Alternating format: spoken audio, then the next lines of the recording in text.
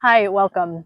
It's taken me a while to choose to speak out and create these videos and start this podcast. So, whether you're watching or listening, welcome.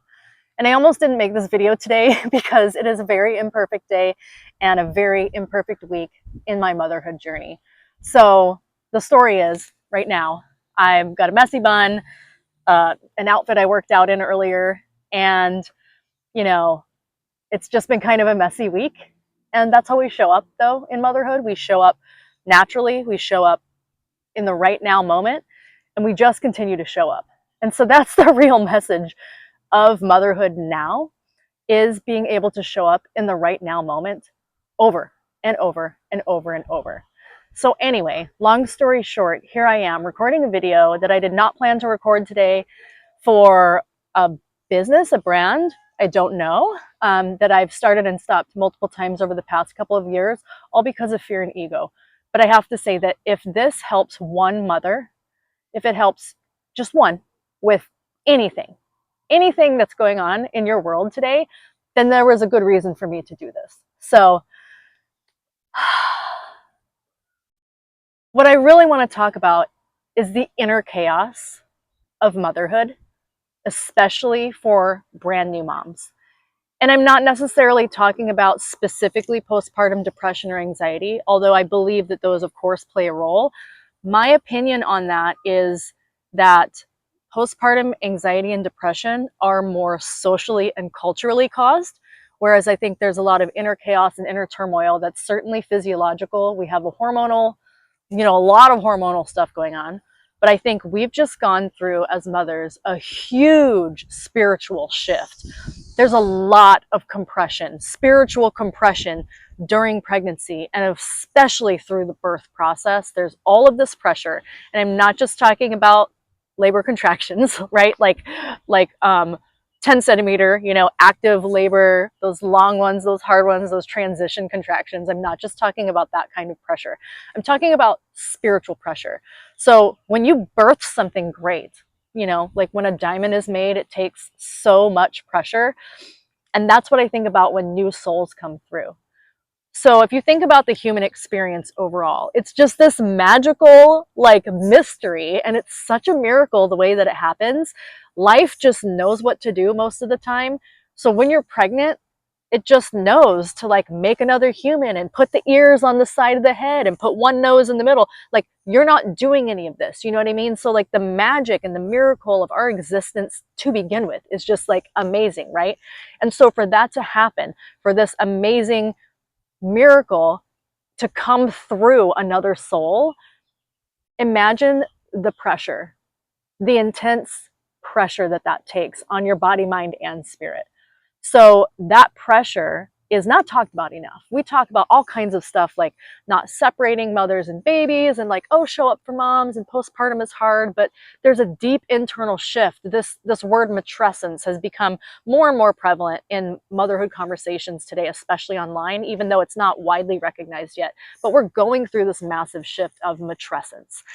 And there is an inner chaos that generally comes with that. I don't know any mother who has not experienced it, even for a little bit. Even if she loves postpartum, if she loves the slow healing, you love birth, you love having a newborn and that kind of unknown new time period with a new baby. Even if you love all that, there's still some inner chaos always going on in there. And I think that inner chaos is directly tied to that spiritual shift of birthing a new human. Because when you look at the energetic repercussions of that, and you look at our sacral chakra, everything's being blown wide open. And I think that's why mothers are so creative as well. So there's an energy imbalance, your mind, your brain actually changes when you're pregnant. Your amygdala grows so that you can be more alert and aware to keep the baby safe. So that's three different things, right? Body, mind, and spirit are all actually changing as you become a mother. And there's not a lot of talk of this holistic picture of how mothers really need to be cared for. So my aim is really to talk to you mostly about the spirit piece. I think there's a lot of people talking about the body piece and how to recover from birth and, how to be healthy during pregnancy. And there's even more people talking about the mental piece, which is so great. We've got therapists, specializing in postpartum depression and anxiety. And I want to talk about the spiritual piece because I have been on this journey for over a decade, and it's taken me a few years into motherhood to actually be able to apply everything that I've always known and everything that I've always practiced to my motherhood journey. And I'm still not perfect at it. This is a journey. Like, I'm not talking to you as someone who has it all figured out. I'm talking to you as someone who has been able to do certain things that have helped me along the way find inner peace.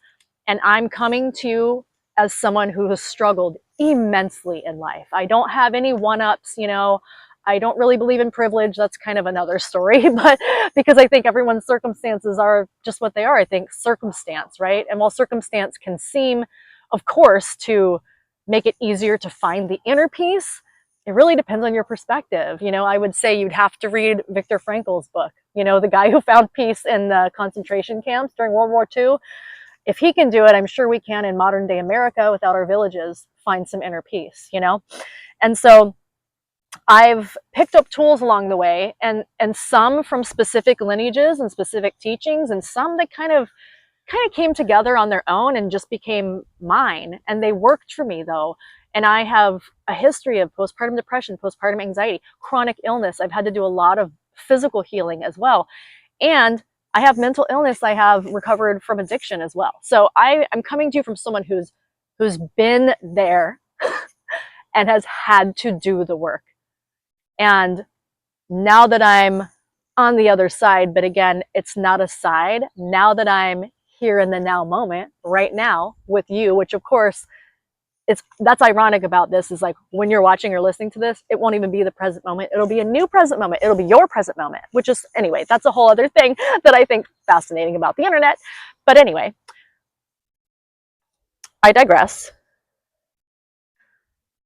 So now in my motherhood journey, I am able to see that everything going on outside of me does not have to affect my inner world. And the thing is that now includes so much, like so many more things than it did before. It's a bigger deal, right? My toddler's tantrums do not have to affect my inner state of well-being. My inability to control what is going on with the toddlers and the schedule and the husband and all of this stuff that tends to drive us mad, that doesn't have to bother me on the inside. And what's really tricky, and this I learned specifically from Michael Singer's teachings, he wrote The Untethered Soul, and it's a lot of Eastern lineage, very yogic tradition. I highly recommend this book. It really changed my life, along with a bunch of others. But he talks about, we're not getting rid of the thoughts, we're not getting rid of the emotions, we're not getting rid of the experiences, but we're learning how to manage them on the inside as they come in. So even the emotions that come up, anger, rage, right? When you're in that early postpartum and these feelings come up, to be okay with them, to let that be an experience that you're having, not judging it, letting yourself have it. And then the inner you, the you that is watching, and this is what we'll keep coming back to. And if you've studied any of these teachers, you'll know the you I'm talking about. The inner self, the Atman, the Holy Spirit, the soul, lots of different names for this, but it's the you in there that is watching the thoughts, the you in there that is observing the emotions, and the you in there that is experiencing the world going on around you. The actual you that's you is not made up of all of these things. You are observing all of these things. You are the experiencer. You are the soul that's in there. And that did not change when you became a mother.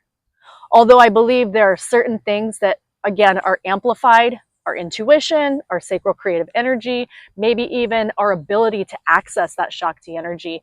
I think there's definitely some things that once that motherhood portal is open, then there are things that are open to us. And you don't have to have actually birthed a human through your body. I fully believe that the motherhood energy can be turned on in other ways. So whether you've had children or not, this can absolutely relate to you if you're tapped into that motherhood energy. And so I'm not really sure. Where we go from here, but that's okay, because we're going to go to the next present moment, the moment right in front of us. And there is so much exciting stuff that I want to talk about that I'm excited to hear your experience on, how you have applied these teachings, these like universal spiritual teachings and principles to the motherhood journey, also that we can live our motherhood now in the present moment right in front of us and have inner peace while doing it, regardless of what is going on outside or inside of us. So that is the aim. If this resonates with you, I want to hear about what's going on. I want this to be a community. I want to know what's going on. I want to get into the comments and like just really talk about it. You know, like I've taken so much time off social media, and it's like, I don't know, it just feels like the right time to come back. I feel like there's still, you know, we can have that conversation too, because there's a lot going on there when it comes to like the mental and spiritual health of mothers and social media. I'm sure that'll be a topic that'll come up for me just because it's been so prevalent. But I still think there's such an opportunity to connect with other people who are just like-minded, you know, other people who are on the path, other people who want to do the deep, real, serious inner work and want to take personal responsibility for our own inner peace.